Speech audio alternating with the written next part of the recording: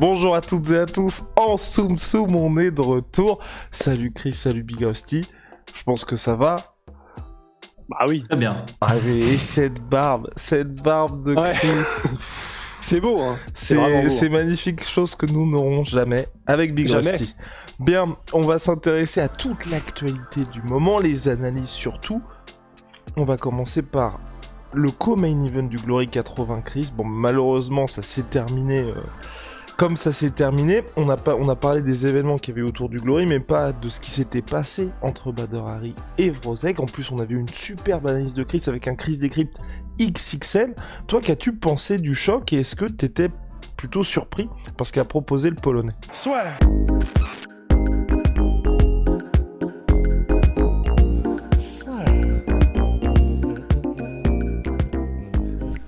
Entre dans l'octogone avec Unibet. Qui sera le vainqueur du combat? En combien de rounds?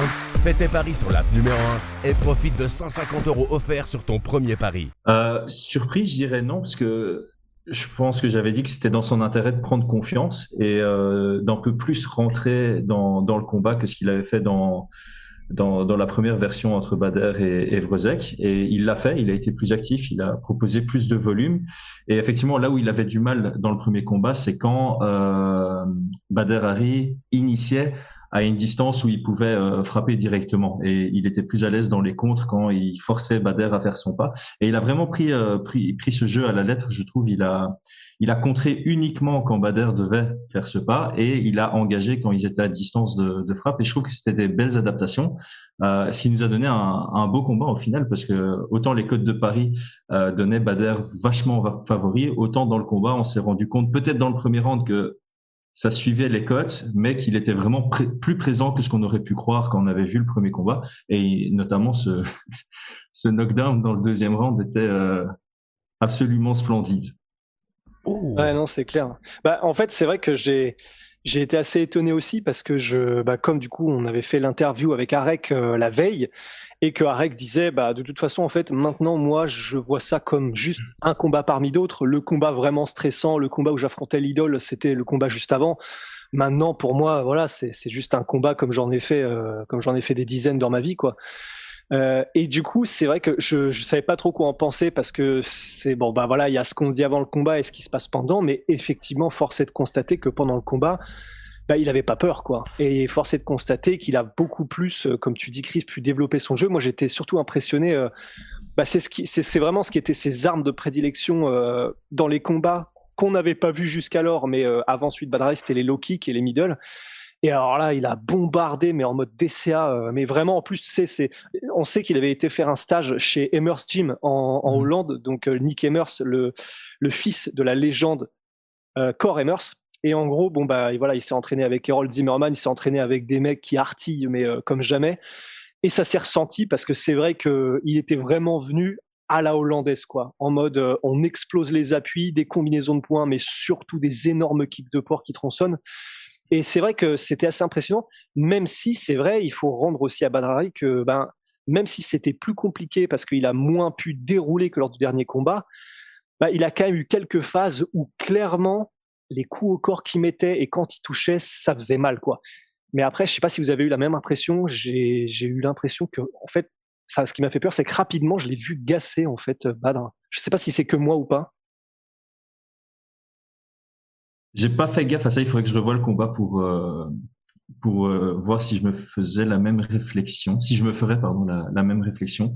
Mais ce qu'il y a de sûr, c'est peut-être encore une fois mentalement que ça a joué. Peut-être qu'il est venu dans le combat en se disant je vais lui rouler dessus comme dans le premier combat, je vais le finaliser. Et quand il s'est rendu compte que non seulement il y parvenait pas, mais qu'en plus de ça, il y avait beaucoup plus de répondants de l'autre côté, que il était un peu sous l'effet de surprise et du coup, dès que tu rentres dans ta tête dans un combat, tu perds un peu ton jeu et tu peux sembler notamment plus fatigué. J'aime bien ce que tu soulignes. Russ, parce que en gros, ils ont tous les deux capitalisé sur ce qui a bien fonctionné dans le premier combat. Pour Bader Hari, c'était notamment les body shots. Il a capitalisé à fond dessus dans le deuxième.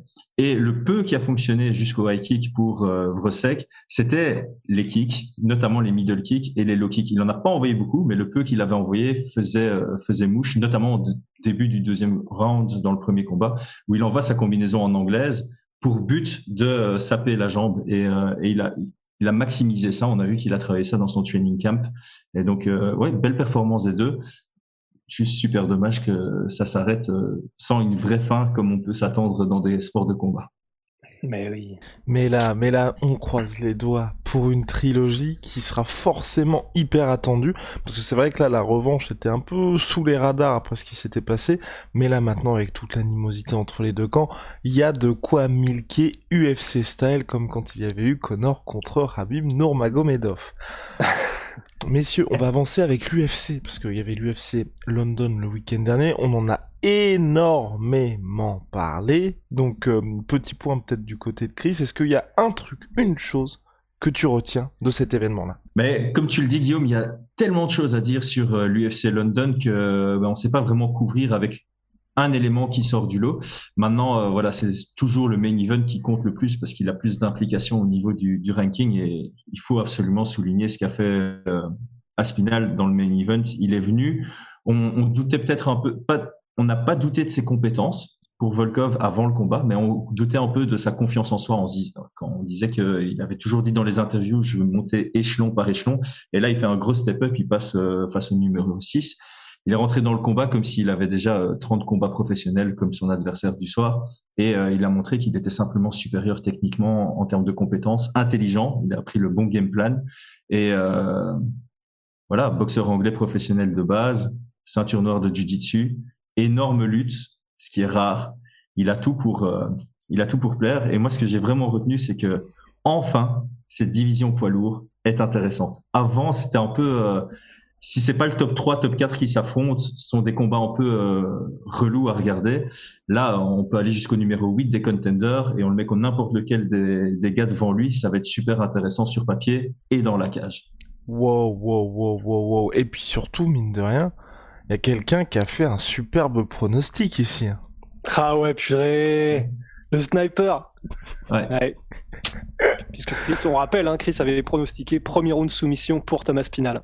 Et elle était à combien la cote pour la soumission au premier round? J'ai quelqu'un qui m'a envoyé un DM sur Twitter. Je crois qu'il avait parié 25 € et qu'il a récupéré 300 ou 350. Oh, waouh. Ah ouais. Ah ouais. Grâce à Chris, quelqu'un va pouvoir offrir des cadeaux à ses enfants. Oh, une maison. J'espère juste que personne ne m'a suivi sur Hooker, quoi. Ouais, mais difficile à prévoir. C'est... Ouais, Hooker, tristesse sans nom. Et voilà, d'ailleurs, Hooker, que faisons-nous désormais pour lui? Parce que ça, on n'a pas eu l'occasion d'en parler. Dommage. Comme Barboza. Dommage. Mais mine de rien, il n'est pas enfoncé par Dana White, qui semble quand même lui laisser pas mal d'options pour la suite. Donc je trouve que c'est très positif. Et c'est vrai qu'on peut le voir des deux côtés, mais Hooker est sur une très très mauvaise passe. Mais à chaque fois, il perd contre des mecs qui sont des gros noms. Donc c'est pas non plus une situation où le gars est complètement en perdition sportive. En tout cas, moi, c'est comme ça que je le vois. Ouais, moi, il y a 2 points. Je pense que c'est plus le même depuis sa défaite contre Dustin Poirier, qui a certainement pris pas mal d'espérance de vie sur lui et pas mal de compétences au passage. Et j'ai envie de le comparer dans la même division de poids maintenant à Barboza. C'est un gros nom qui est très, très compétent, qui est très fort, difficile à battre, mais qui a maintenant prouvé que c'est pas un calibre de champion. Par contre, c'est un calibre de gars qui va... rester entre cette 8e et cette 12e place du classement, un peu le gatekeeper de l'avancée vers le top, et qu'on devrait utiliser pour des contender fight of the night. On doit absolument le mettre contre des gars qui excitent le public et qui permettent d'avoir du beau spectacle. Mais j'ai une question d'ailleurs par rapport à ça, Chris. Parce que c'est vachement intéressant que tu utilises cette phrase, que tu dises qu'il a perdu en compétences. Et ma question c'est, est-ce que du coup tu penses que ça peut être lié?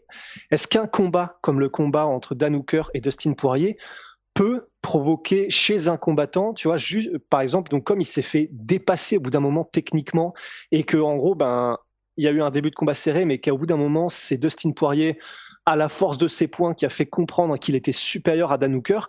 Est-ce que tu penses que ça, chez un combattant, ça peut provoquer entre guillemets, une timidité par la suite de sa carrière à utiliser des armes qu'il utilisait beaucoup plus naturellement avant, en mode qu'ils se retiennent d'eux, qu'ils n'y arrivent plus comme avant? Ouais, les mauvaises expériences, ça amène à tirer des leçons. Et de temps en temps, les leçons sont bonnes, les leçons sont mauvaises. On va en parler pendant Blades, qui a tiré de bonnes leçons de sa défaite contre Derrick Lewis. Mais il y a pas mal de combattants comme ça, quand ils ont une mauvaise expérience, un mauvais KO, on les voit beaucoup plus frileux par la suite. On l'a vu d'ailleurs pour Anderson Silva ou même des José Aldo, je pense, sur les low kicks. Quand il y a une mauvaise expérience avec des low kicks, ils en envoient de moins en moins. José Aldo, ça reste des rumeurs, mais je pense qu'il y avait un de ses combats où il avait envoyé beaucoup de low kicks et ça commençait à diminuer la capacité et l'efficacité de ses déplacements, et du coup il en a envoyé moins à partir d'un certain moment. Anderson Silva, clairement, cette mauvaise expérience, ça l'a amené à moins utiliser ses low kicks qui faisaient partie c'était une grosse arme dans son jeu. Et donc oui, pour Dan Hooker, peut-être que sa guerre contre Barboza, puis sa guerre contre Felder, puis sa guerre contre Poirier, ça l'a amené à avoir un style de jeu où il a moins envie de rentrer dans des guerres. Pourtant, c'est ce qui faisait sa force avant. Et d'ailleurs, on le voit, il se engage plus jamais. Quand il envoie ses frappes, c'est vraiment tendre le bras comme ça. C'est efficace pour éviter les contres, mais c'est l'ombre de lui-même par rapport à son ascension vers les combats justement contre Felder et Poirier, où pour moi, c'était son prime. Ouais. Compliqué. Et en plus,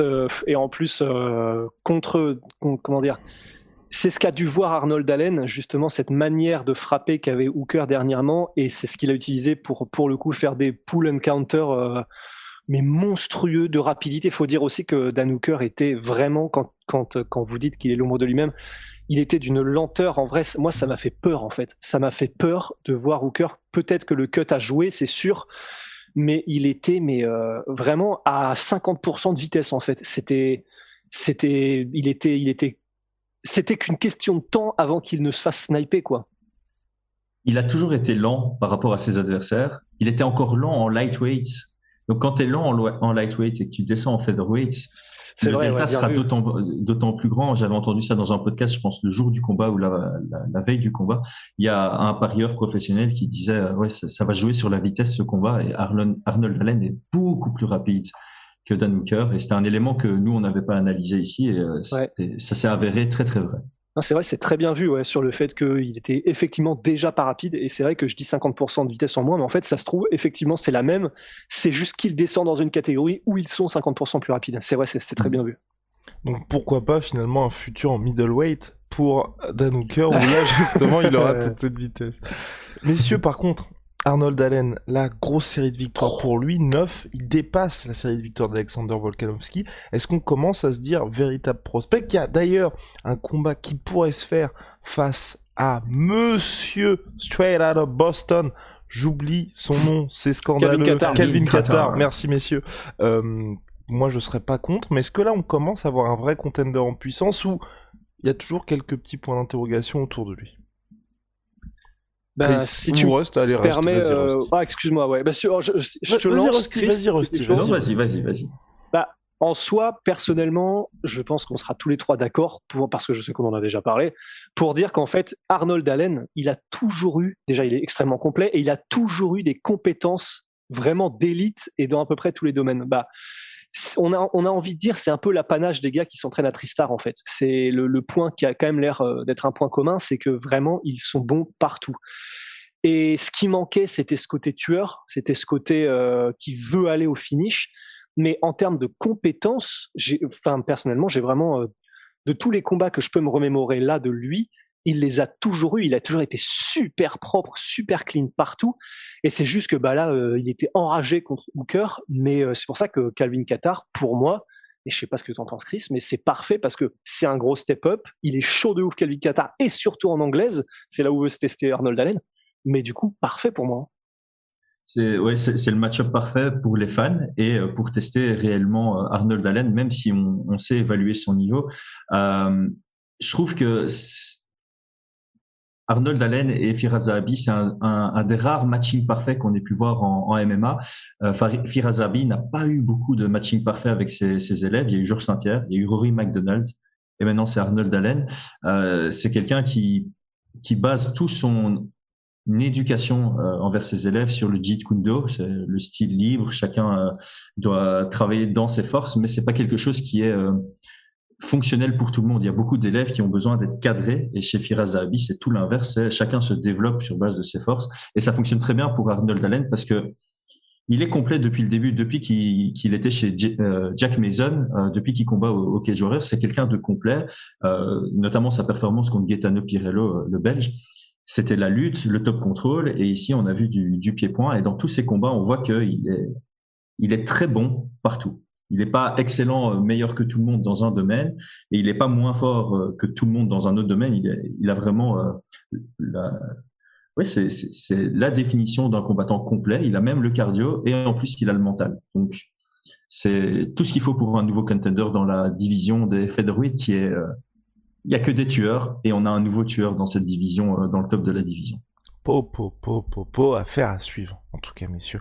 Là, on va se projeter un petit peu sur le futur immédiat, avec l'événement du week-end. Là, moi, je suis intéressé sur plusieurs points, déjà parce que la carte cette UFC Fight Night est aussi très intéressante, en ce moment on est gâté, et surtout que c'est le retour de l'UFC à Columbus, donc on va dire dans le cadre d'un Fight Night classique où va pas y avoir le feu comme l'UFC London, mais j'ai bien envie de voir comment vont réagir les fans et si ça va aussi motiver l'UFC à se dire bon bah, ok, UFC Apex c'est terminé, maintenant on va revenir un petit peu au contact du public. Donc ça commence par l'UFC Columbus avec en main event Curtis Blades contre Chris Daukaus, donc un monsieur qui avait on va dire le vent en poupe jusqu'à sa défaite par KO face à Derrick Lewis, et là qui retrouve quelqu'un, donc c'est une nouvelle opportunité pour lui parce qu'il affronte un Curtis Blades qui est très bien classé, mais qui malheureusement pâtit de sa réputation, qui est obligé en continu de regarder derrière lui. Donc après avoir affronté Jairzinho Rozenstruik et battu Jairzinho Rozenstruik, là il se retrouve face à quelqu'un qui est encore moins bien classé. Messieurs, et là honneur à Chris, qu'est-ce qu'on pense de ce combat-là? Est-ce que finalement ça va être une promenade de santé pour Curtis Blades? Quand on regarde les cotes, 1,30 pour Curtis Blades, 3,50 pour Chris Daukaus. Ah j'ai les mêmes cotes. Ah voilà donc voilà, c'est pas erroné. Donc voilà, une Unibet, que ce soit en France ou en Belgique, a les mêmes cotes, formidable. Alors, combat très intéressant, hein. On va parler un peu d'une opposition de style vraiment, parce qu'on a un Chris Daukaus bien meilleur debout, malgré que c'est une ceinture noire, on l'a jamais vu sur son dos à l'UFC. Il y a eu 2 tentatives de takedown sur lui qui n'ont pas fonctionné, donc on sait pas trop à quoi s'attendre sur son dos. On sait juste que c'est une ceinture noire, donc il devrait être assez compétent. Face à lui, on a un Curtis Blades qui est lutteur de base, mais qui a vraiment construit un jeu autour de sa lutte qui est très fonctionnel. Et je trouve que j'ai encore regardé juste avant, sa performance contre Jairzinho était évoluée par rapport à ce qu'on a pu voir jusqu'à ce moment-là. En fait, quand on regarde son premier combat contre Ngannou, puis tous ses combats après, puis son combat contre Jairzinho, on voit à chaque fois une évolution après ses défaites. Donc là, il est beaucoup plus mobile et ses feintes de takedown, c'est incroyable à quel point il se rapproche et il sort sans se mettre à risque de se faire contrer. C'est vraiment la leçon de l'uppercut de Derrick Lewis. Donc contre Jairzinho et Rozenstruik, on le voyait feinter, mais vraiment changer de niveau, se rapprocher et sortir directement, sans laisser l'opportunité à Jairzinho de rentrer en contre. Et quand il voyait que Jairzinho ne chargeait pas de contre, c'est là où il blastait sur son double leg takedown. Donc je trouve qu'il y a une belle évolution et je le vois bien faire ça contre Daukaus.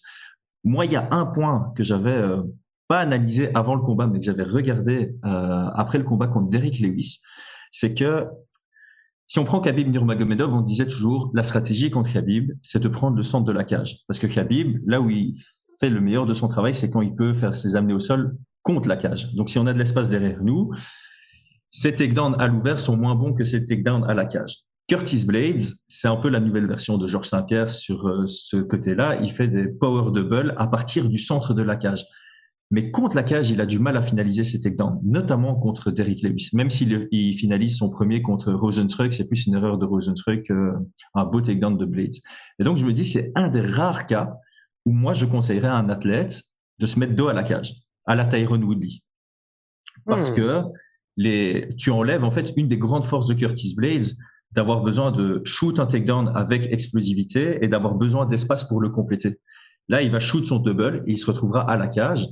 Il sait amener au sol à partir de la cage, mais c'est pas là ses meilleurs takedowns. Donc, j'aimerais bien avoir un Daukaus qui est proche de la cage, comme il l'a fait contre Derrick Lewis, en utilisant beaucoup de déplacements latéraux et venir chercher les frappes à partir de là. Donc, ça, c'est mon petit point où je me dis, voilà, je suis totalement d'accord avec les codes de Paris. Je vois un Blades amener ça au sol. Je vois un Blades dominer et contrôler au sol.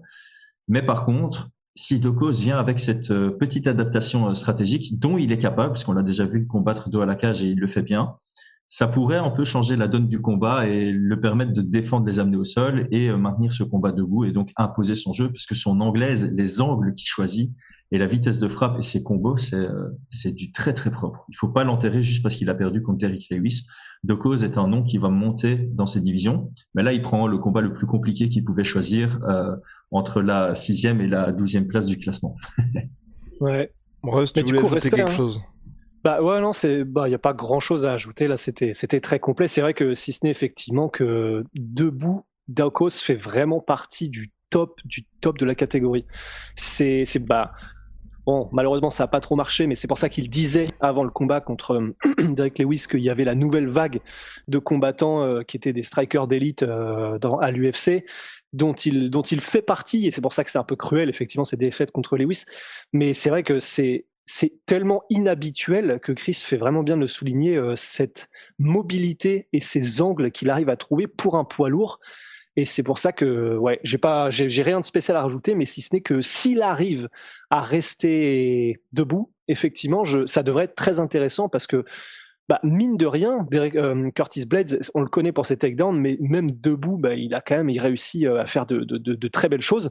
Et si Docos réussissait à dominer debout et à résister et à ne pas se faire avoir en lutte, c'est un énorme bond en avant pour lui. Et là, franchement, il revient direct dans le mix, quoi.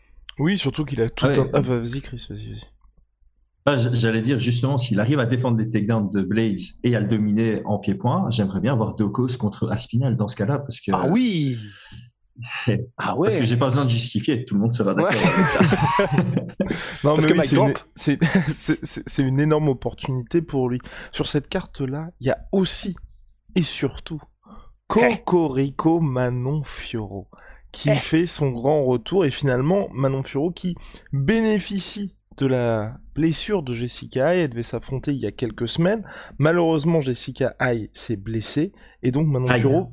Ouais, il fallait la faire. Oui, il fallait la faire. Va avoir l'occasion de faire un énorme bond en avant dans cette catégorie flyweight, parce que depuis qu'elle est arrivée à l'UFC, il y en a beaucoup, dont nous qui la voient comme potentiellement la réponse à Valentina Shevchenko, en tout cas celle qui parviendra à lui tenir tête. Et là, elle affronte la 4e au classement, Jennifer Maia.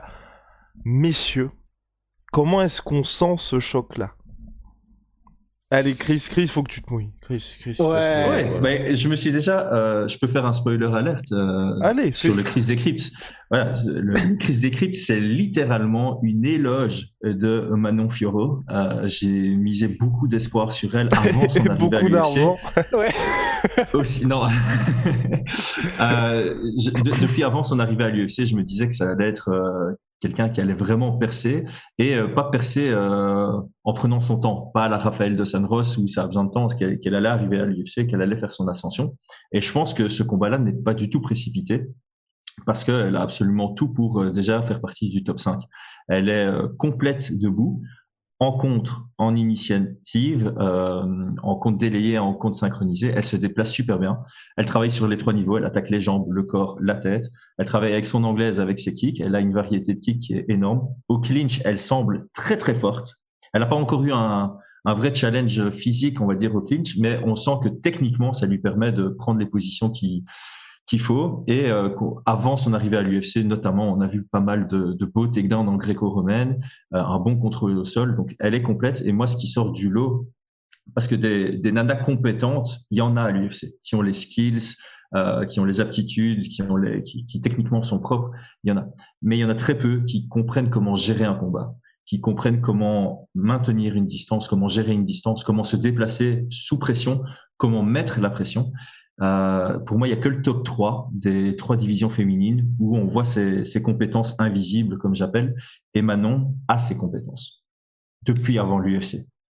Et je tiens à dire aussi que si jamais il y a des gens qui la découvraient et qui allaient regarder son dernier combat en date, je pense qu'il faut vraiment qu'on mette un disclaimer sur le fait que, si je ne m'abuse, tu me dis si je me trompe, Guillaume, mais elle avait le Covid et apparemment assez hardcore. Et en gros, sur ce combat-là particulièrement, si elle a genre spammé le bouton carré, tu vois, en gros, elle a fait vraiment la même combinaison pendant tout le combat, mais n'empêche que, et comme dit Chris, elle a gagné. C'est-à-dire qu'on peut dire ce qu'on veut et on peut dire que c'était pas beau et on peut dire que, mais n'empêche qu'elle a gagné. Et c'est, même si c'était pas beau, sur ce combat-là, elle montre, comme tu le dis, qu'elle est capable de gérer même dans des situations où vraiment c'est ultra défavorable, quoi. Parce que là, elle partait avec un handicap, c'était terrible, quoi.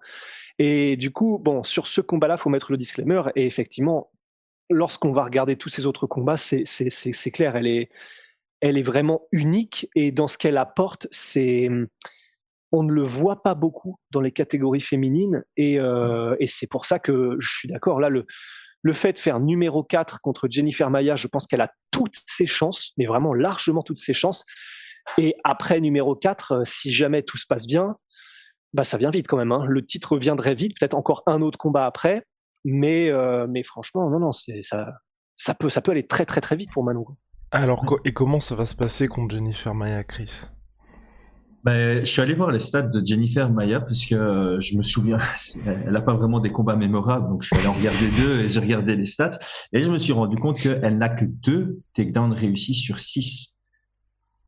Donc wow. Elle-même qui amène. Par contre, elle travaille beaucoup au sol parce qu'elle se laisse tomber. C'est le cas de beaucoup de grappleuses et je dis toujours c'est un défaut parce que en MMA encore aujourd'hui, quand tu es en dessous, généralement les juges vont mettre le round à l'autre et donc si tu n'es pas capable de soumettre à la Paul Craig, c'est pas dans ton intérêt de tirer la garde. Donc Maia, elle a beaucoup de victoires par soumission et tout ce qui s'ensuit parce que ses adversaires, pour une raison qui m'est inconnue, les suivent quand elle tombe ou quand elle va au sol. C'est un peu les mêmes erreurs que certaines ont fait contre Mackenzie Dern. Donc pour moi, j'ai pas trop de... je pense qu'il n'y a pas de secret. Personne va être choqué par le fait que je dise que Manon est largement au-dessus en pied-point que Maia. Ouais. Et je pense pas que Maia soit capable d'amener Manon au sol parce qu'il y a une distance qui est imposée, qui est super lointaine. Et un des 2 takedowns de Maia, c'était contre Shevchenko. Donc je me suis dit, waouh, super impressionnant. Je suis allé le revoir. Et en fait, c'est plus une erreur de Shevchenko qu'une vraie amenée au sol de Maia. Donc j'ai du mal à voir Maia réussir à amener au sol, si ce n'est peut-être sur un low kick et sur un scramble. Donc je pense vraiment que Manon va réussir à garder ça debout grâce à ses déplacements. Elle va pas se faire coller à la cage et elle va savoir imposer son jeu, peut-être un peu plus tranquillement que d'habitude parce que quand elle doit craindre le sol de Maia, donc elle doit pas exposer ses hanches et donc elle doit beaucoup plus travailler sur des single attaques, utiliser ses kicks et ses armes longues, des jabs, des directs, mais pas trop combiner, pas commencer à envoyer 3, 4, 5 coups, c'est pas spécialement dans son habitude, mais elle le fait de temps en temps et c'est là où elle se mettrait à risque de se faire amener au sol. Donc une performance propre, calme, patiente et je pense qu'elle peut l'emporter on fait les pronos déjà ou pas? Décision Fiorot. Oh, ok. Décision Manon Fiorot, Big Rusty. KO, TKO Manon Fiorot, 2e round. Alright. Je suis Big Rusty, je mets la maison sur un KO de Manon Fiorot. 3e round, même si ça va être très compliqué puisqu'elle n'a pris qu'un seul KO en carrière de Jennifer Maia, mais j'aimerais beaucoup aussi parce que ça permettrait de...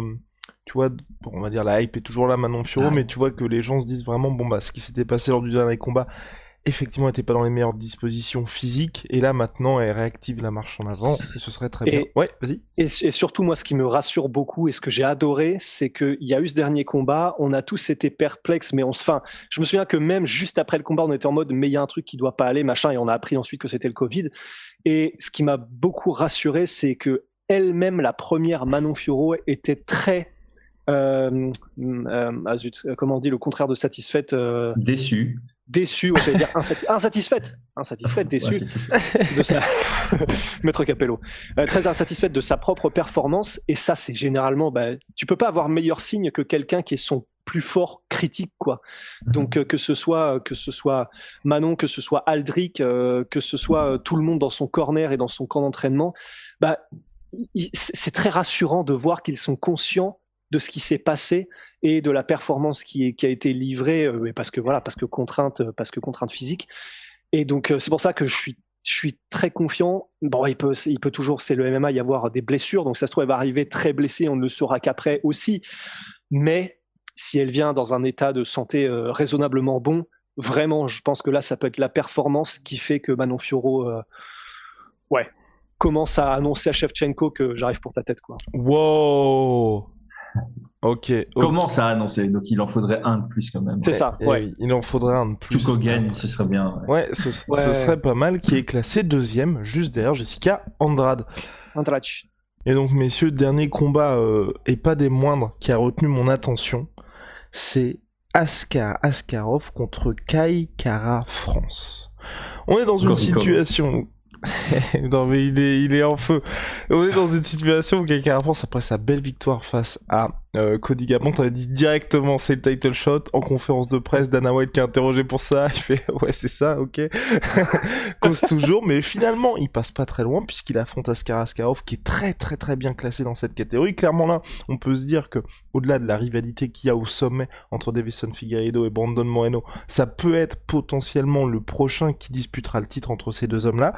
Ouais, bah je pense que ça va être quand même chaud pour Kai Kara France, je sais pas ce que vous en pensez, mais j'aime beaucoup parce que là on va avoir une véritable opposition de style, Chris. Totalement, ça fait un peu penser au main event en fait. On a un gars compétent debout, mais où sa grande force est en lutte et qui a une excellente lutte qui sait vraiment bien l'imposer. Et de l'autre côté, on a quelqu'un qu'on a vu être ultra dangereux debout, avec, je vais pas dire des lacunes, mais avec des ouvertures au sol. Par contre, moi, il y a un point que j'adore dans ce combat. C'est une nouvelle version de Anthony Pettis contre Michael Chiesa, dans le sens où Kai Kara France est extraordinaire quand il a quelqu'un dans son dos pour s'en sortir sur un scramble, à l'image de Anthony Pettis.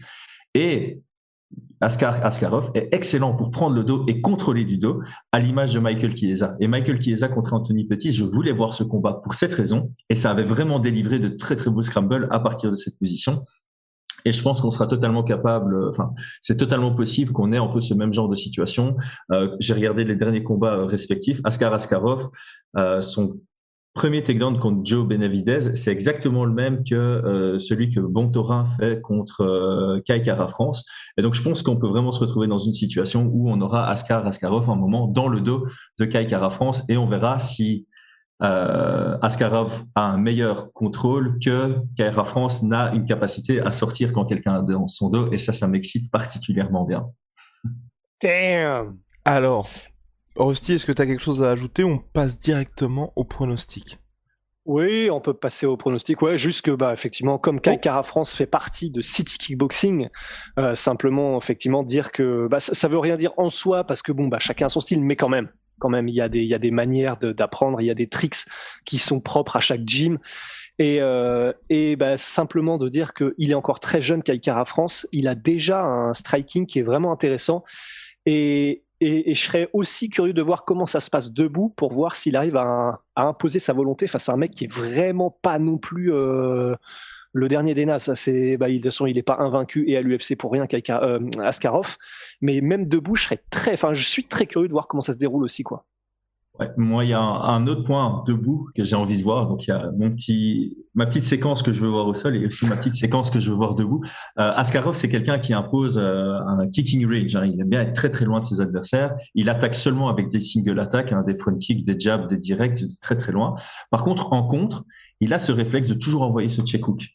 Et Kai Kara France, il aime bien envoyer des directs plongeants, et je le vois très bien envoyer un direct plongeant, passer en dessous du check hook et avoir une belle ouverture sur un bon angle. Sur l'angle fermé du coup de Askarov. Donc ça, c'est quelque chose, j'aimerais voir si Eugène Berman a analysé ça et a travaillé sur ce cross plongeant, le switch en gaucher en passant en dessous du check hook pour avoir un bon angle d'attaque du côté gauche en étant sur la face fermée de Askarov. D'autant plus que City Kickboxing, donc Eugène Berman, on rappelle Adesanya, tout ça, ils sont très très très portés sur les feintes, et ça pourrait effectivement être très intéressant de faire déclencher justement en kick Askarov et de déclencher son check hook pour rentrer, casser la distance et placer des combinaisons venimeuses en anglaise, ce qui serait assez intéressant. Pronostic, messieurs. Allez, Chris. C'est chaud, hein. Je vais mettre Askarov. Et j'hésite sur un finish, sur une soumission ou sur une décision. Là. Je vais dire soumission dans le début du deuxième round. Oh. Ouais. Je pense qu'il va prendre le dos et qu'il va savoir finaliser ça. Purée. Ce sera une sacrée déclaration à la catégorie quand même. Hein. Ah ouais. Et... Moi, je vais dire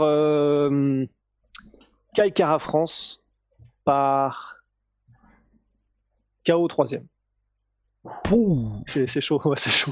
Ok. Mais on sait jamais. On sait jamais. Statement aussi, ça. Tout peut arriver. Gros statement, ça. Et ouais, non, moi je mets Askar Askarov par décision unanime. la cote est à 1,35 pour une victoire d'Askarov contre 3,25 pour Kai Kara France. Mais si on va revenir au main event, donc qui oppose Curtis Blades à Chris donc DeCosse. les gens ne voient pas du tout Kai Kara France gagner, quoi, en fait. Pas trop, non, pas trop Big Rusty. Mais ce qui est intéressant, c'est que certes la cote est à 3,25 pour Kai Kara France, mais les 23% des gens qui parient misent sur une victoire de Kai Kara France.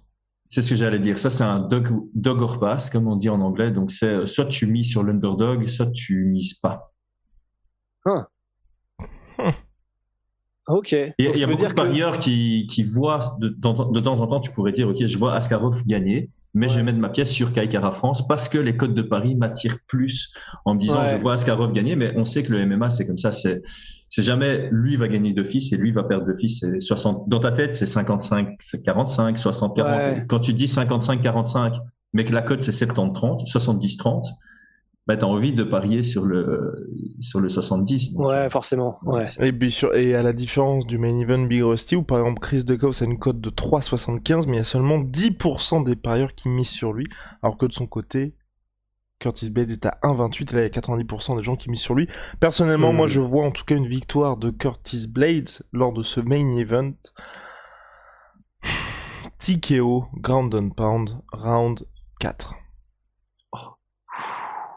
Ah, Chris. T'as quoi, Chris? Je vais devoir changer du coup. C'est vite quand on a le même.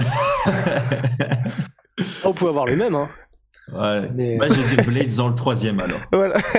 Blades dans le 3e, parce que DeCosse il finit tous ses combats premier, deuxième, un peu à la Thomas Spinal. On l'a pas encore vu vraiment dans le 3e, si je ne m'abuse, en tout cas pas à l'UFC. Et du coup, je vais dire Blades 3e, Ground and Pound. Voilà. Et allez, Rust. Je vais mettre Blades KO Ground and Pound 2e. D'accord. Ok, Blades KO, Ground and Pound 2e.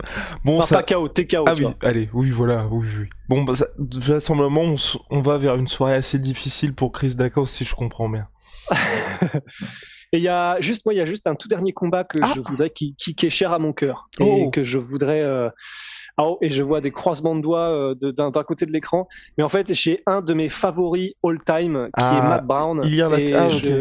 Je voulais juste rendre à Matt Brown ce qui lui est dû, parce que c'est un combattant qui a un Muay Thai, mais qui est somptueux. Il est expérimenté et il est tellement, roublard. Il est tellement, je sais pas quel serait le mot en français, mais pour dire, il a tellement de petits trucs qu'il fait qui s'accumulent, qui piègent l'adversaire, qu'on ne voit pas parce que c'est subtil, mais qui font qu'il a un jeu qui est extrêmement complet et dangereux debout, et particulièrement en clinch.